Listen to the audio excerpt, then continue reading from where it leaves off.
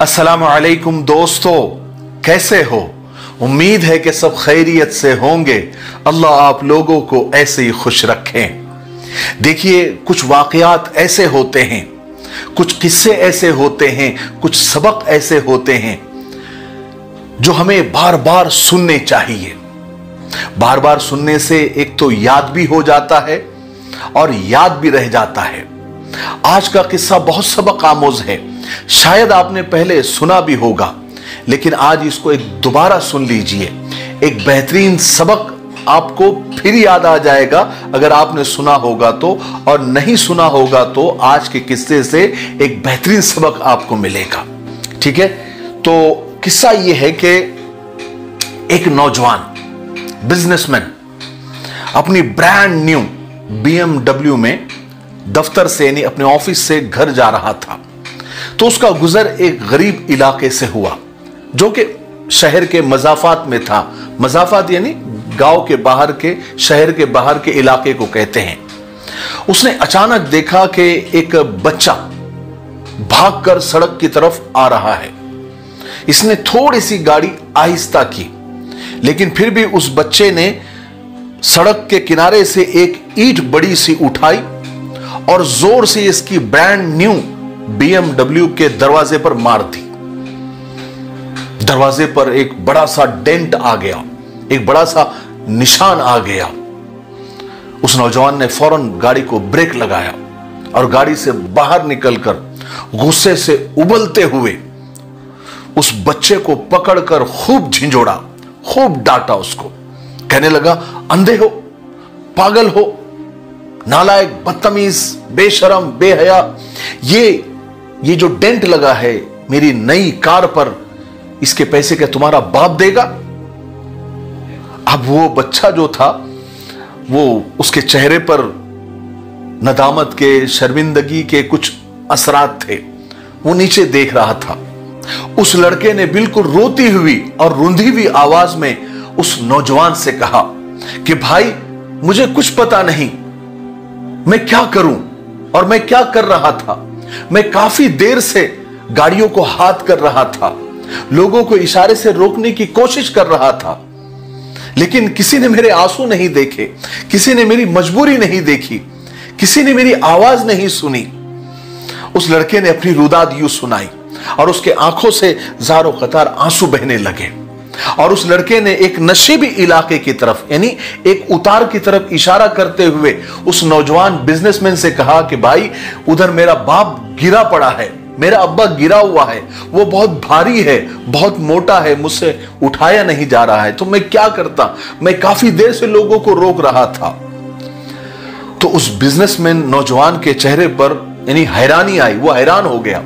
वो बच्चे के साथ उस नशेबी इलाके यानी उस उतार की तरफ गया, तो वहां उसने एक अजीब वो गरीब मंजर देखा। एक बिल्कुल माजूर शख्स औंधे मुंह मिट्टी में पड़ा हुआ था और साथ ही एक व्हील चेयर भी गिरी हुई थी।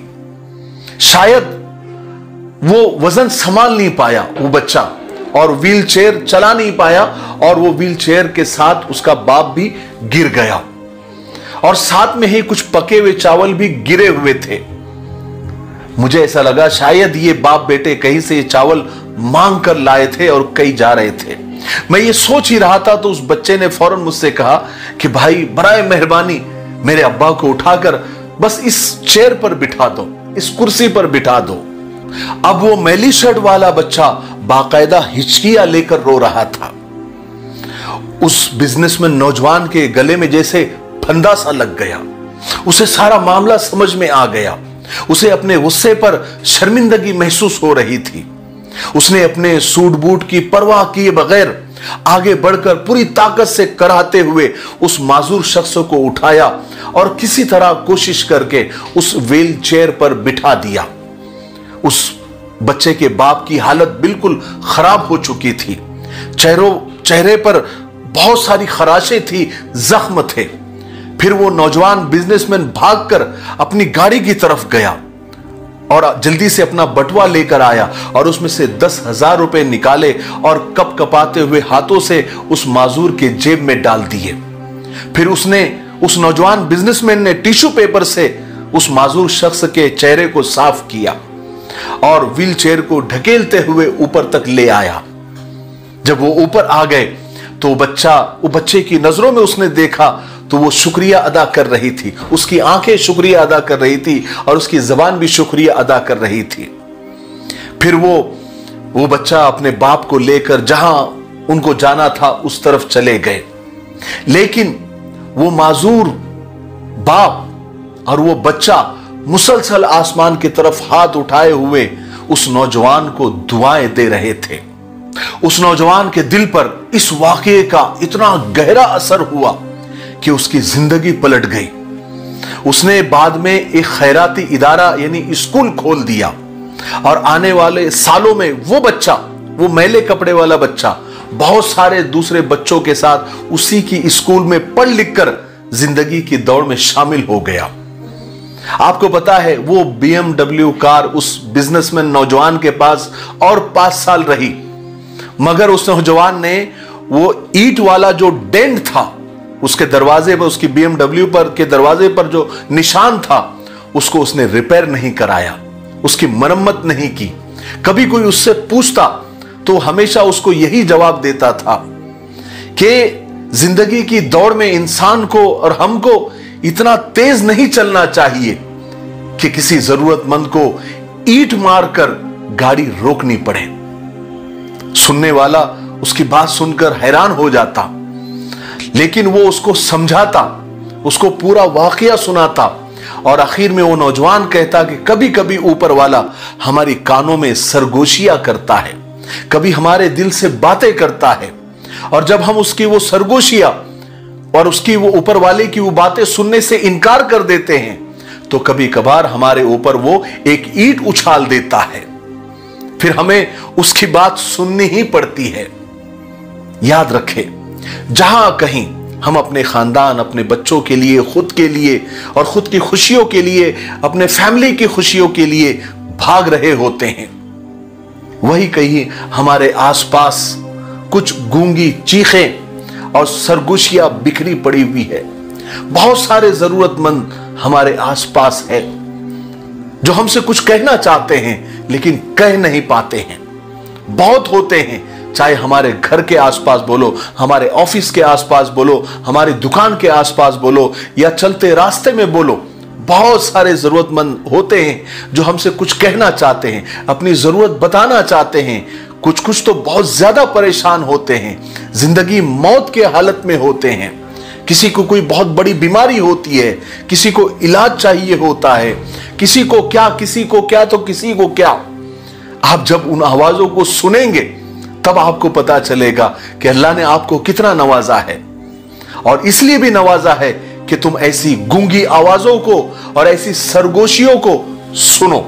जिंदगी भर वो बिजनेसमैन नौजवान सबको यही कहता रहा कि काश क्या ही अच्छा हो कि हम अपने इर्द गिर्द के, अपने आसपास की वो गूंगी आवाजें सुन सके, वो जरूरतमंदों की वो बेआवाज उनकी जरूरतें हम सुन सके जो हमसे कहना चाहते हैं और कह नहीं सकते। हमारा काम है, हमारा फर्ज है कि हम उनकी आवाजें सुने। वो हमारे पास नहीं आते, हम उनके पास जाए, क्योंकि अल्लाह का शुक्र अदा करें कि अल्लाह ने हमको देने वाला बनाया है, लेने वाला नहीं। हम खुद जाए और लोगों की जरूरतें मालूम करें ताकि फिर किसी को ईंट उठाने की नौबत ना आए। बात समझ में आई? मुझे उम्मीद है कि आज के किस्से से हमको एक बहुत बड़ा जिंदगी का सबक मिला होगा। ठीक है, अगर आपको अच्छा लगा है, अगर आपने पहली बार सुना है तो भी इसे शेयर करें, और दूसरी बार सुना है या 10वीं बार सुना है तो भी इसे शेयर करें ताकि और लोगों को भी ये सबक मिले। ठीक है, मुझे उम्मीद है कि आप ऐसा जरूर करेंगे, और कमेंट में माशाअल्लाह क्यों नहीं होता जरूर लिखें। हम आपके कमेंट पढ़ते हैं, चूंकि कमेंट ज्यादा होने की वजह से हम सबका रिप्लाई नहीं कर पाते, लेकिन आपके सबके प्यार भरे कमेंट्स मैं रोजाना पढ़ता हूं। ठीक है, और अगर आपने हमारे चैनल को सब्सक्राइब नहीं किया है तो मिफ्ताही चैनल को सब्सक्राइब भी कर दीजिए और साथ में बेल आइकन को भी आप ऑन कर दीजिए ताकि नई आने वाली वीडियोस के नोटिफिकेशन आपको सबसे पहले मिलते रहे। ठीक है, तब तक मेरे लिए, पूरी उम्मत के लिए, पूरी इंसानियत, पूरी मानवता के लिए और हमारे प्यारे मुल्क भारत के लिए, यहाँ की अमन और शांति के लिए, तरक्की उन्नति के लिए खूब दुआएं करते रहे। अस्सलामु अलैकुम व रहमतुल्लाहि व बरकातुहू।